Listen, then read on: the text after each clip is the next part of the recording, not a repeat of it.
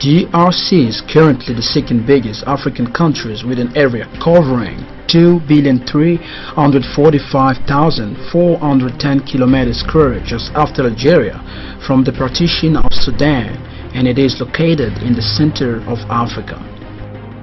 With its 26 provinces, it has 9 bordering countries: in the north by Central African Republic and Sudan, in the south by Angola and Zambia, in the east by Rwanda, Burundi, Uganda, and Tanzania, in the west by the Republic of Congo. DRC is not an isolated country.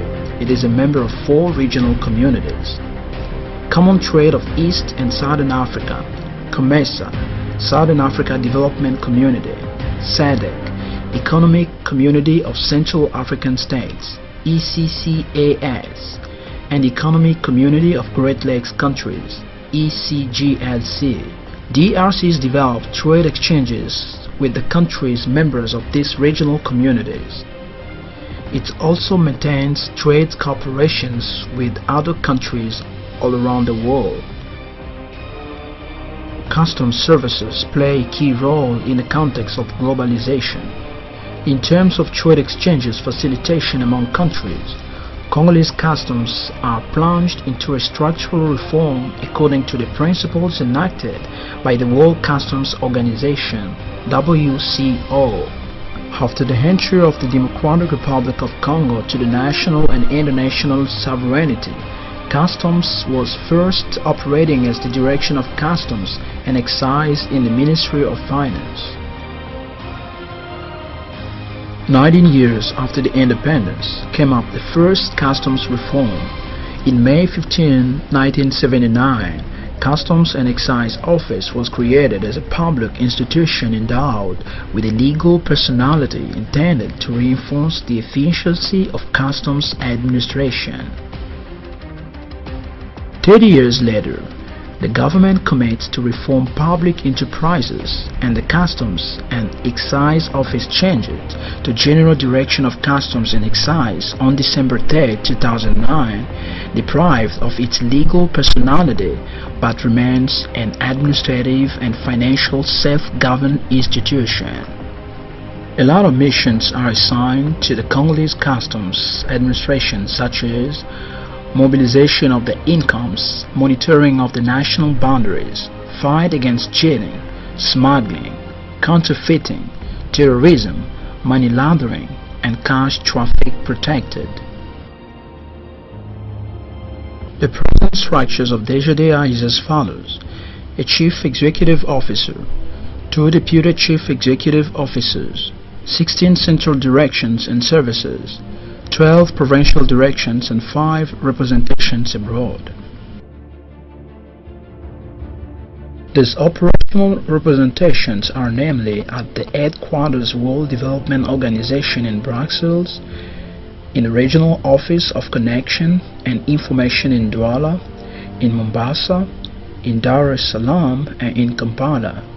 DGDA has 1,002 line and staff, of which 1,423 women, representing 23.71% of its global staff. The General Direction of Customs and Excise is in line with Resolution 1325 of the United Nations on Gender. Congolese Customs has a strategic plan including a vision, values, a model, and objectives.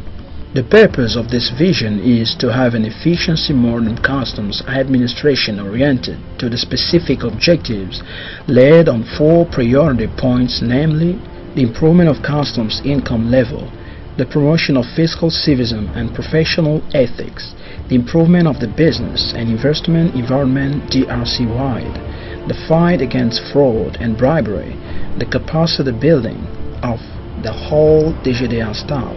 Carrying out a strategic plan, some key actions have been conducted by the Congolese Customs, namely reforming of the law that has led to the enactment of the Customs Code by the President Joseph Kabila, topping up with the revised Kyoto Agreement and the new customs tariff in accordance with the harmonized good codifications and descriptions systems.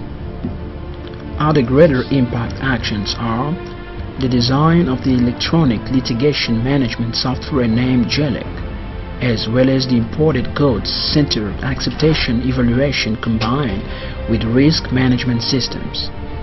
In the framework of boundary management coordination, the security reinforcement and trade exchanges facilitation, the government and the customs administration have conducted some critical actions. On the legal view, the publication of decree limiting by force service determined to work at the borders. It is all about customs, the control service, direction of migrations and health at the borders. Besides, we have to have the implementation of operational order that defines the roadmap for work and consultation between different services involved in the borders. In the same line, Customs runs coordination committee of healthy borders, whereas Airways Authority controls a borders committee. As for the river and lake borders, they are under the control of the Commercial Company of Transport and Ports, formerly known as ONATRA.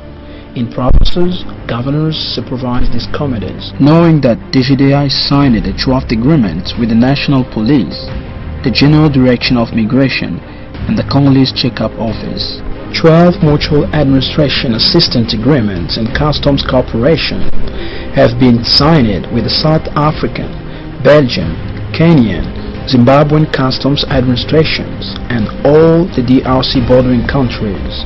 After the agreement of mutual assistance, a draft agreement has been signed between DGDA and Tanzanian Revenue Authority about the harmonized procedures solely applicable to customs territory between DRC and Tanzania. This implementation provides the advantage of facilitating the exchanges and preventing the misappropriation risk of goods in transit. This unique customs territory device might be widened to other countries. In the framework of the Borders Management Coordination, it is highly crucial to note the construction of buildings to shelter all services working at the borders, like in Kasumbalesa at the border of Zambia and in Ruzizi too at the border with Rwanda.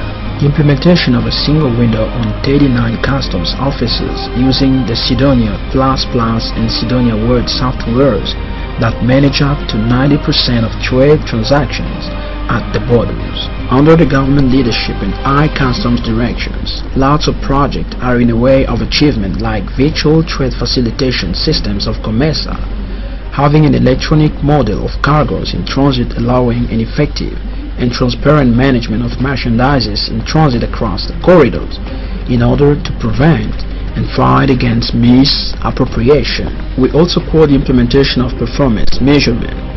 Thanks to a SIM software, has secured performance management. The setting up of integral single window of foreign trade ensuring the interaction among the three key points, namely pre-clearance, clearance and post-clearance. Finally, the construction of national juxtaposed checkup offices to monitor the transactions nationwide or border posts with the single stops. DGDA alone mobilizes more than 40% of the country's local income, that is incrementally increased 17 times since 2004 to date. In other words, from 104 billion Congolese francs to 1,493 billion Congolese francs at the close of the budgetary period 2014, and this thanks to the outstanding hard work of the top management and that of the whole staff. This year, from January to August, DGDA has already achieved 1261.75 billion Congolese francs, and according to the forecast, since the end of the year it should go up to 1890 billion Congolese francs, which is over $2 billion American dollars. According to all statistics, DGDA is a striving force in maximizing the interior income and the basic building ground upon which the government rests. Day after day, the Congolese Customs Administration is striving to join the statement of Mr. Deo Rugwiza, who is the head. Always more. Today better than yesterday, and tomorrow better than today. Viva the Congolese Customs Modernized. Welcome to Kinshasa, the capital of the African music.